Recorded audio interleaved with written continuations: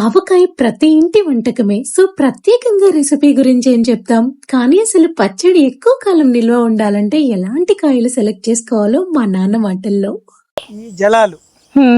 ఈ జలాలు జూన్ వచ్చాకనే పెడతారు.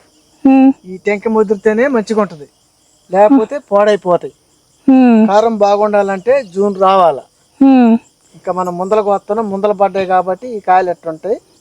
ఎక్కువ మే నెలలో రసాలు, చిన్న రసాలు పెడతారు, తెల్ల గులాబీలు పెడతారు, ఎర్ర గులాబీలు పెడతారు. ఇప్పుడు ఈ జలాలు ఈ టైం అయిపోయాక వర్షాకాలం పెడితే బాగుంటాయి. మరి హైదరాబాద్ లో అటు చోట అసలు చాలా ముందుగానే వచ్చేస్తాయి కదా కాయలు. అవి వస్తాయంటే వస్తారు, ఎవరు 5-6 రోజులకి అమ్ముతారు. ఆ కాయలు బాగోవు. ఇది ఇట్లా కొడితే పంటకు వచ్చిన కాయ కాదనేది కాంగన మోగుద్ది, ఇట్లా మోగుద్ది. ఓకే, అట్లా మోగినప్పుడు కొయ్యాలి. లేతకాయలు ముదురుకాయలు అందరికి తెలవయి. చేలలో తిరిగే వాళ్ళకి రైతులకే తెలుస్తుంది. ఇప్పుడైతే అది పంటకొచ్చింది. పంటకు రాదు, మంచిగా పచ్చడి బాగుంటది. పచ్చడికి అయితే రెడీ ఉంది. పండు పండితే బాగోవు. మంచి ఋతువుగా ఉన్నది ఈ కాయ. ఇట్లా